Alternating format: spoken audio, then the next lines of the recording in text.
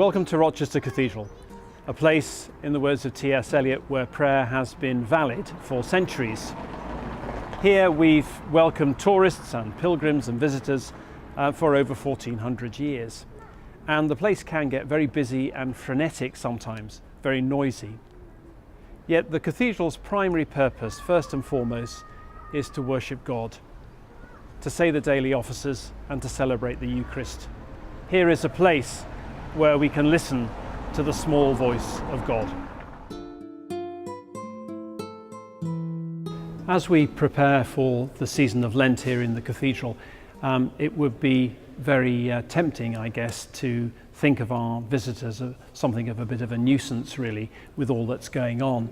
But in fact, it provides us with a wonderful opportunity to present to the world some of the truths of the gospel.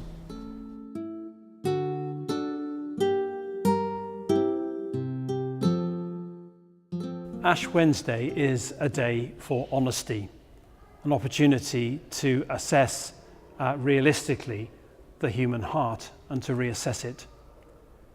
It's a day in which we kneel and recognize our sinful nature, and we ask God to create and make in us new and contrite hearts.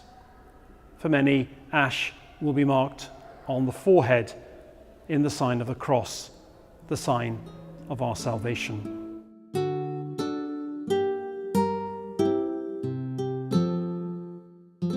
The cathedral, like many churches, is actually built in the shape of a cross. At the east end, the head of the cross is the high altar in the cathedral. A light perpetually burns there to remind us of God's constant presence and his longing love for us. The sanctuary lamp behind me was the gift to a former dean of the cathedral by the then Patriarch of Jerusalem. It originally hung in the Church of the Holy Sepulchre, the place of Jesus' resurrection and the place of new life. And that reminds us that although we are dust full of mystery and dream of glory, dust that God has destined to be changed and transformed into his very own likeness. As human beings, God has destined for us glory and to be joyfully in his presence eternally.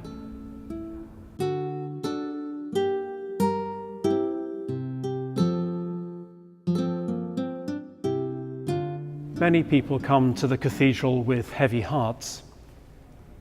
None of us is immune from pain. We get sick, we die. Those whom we love, we can lose. Even Jesus died an agonizing death on the cross.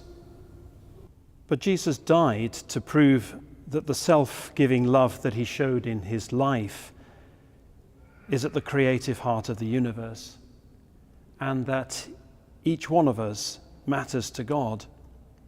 We are extraordinary in God's sight, and we are called into an intimate relationship with God, whereby we can call him Abba, Father. And he answers us that we are his beloved.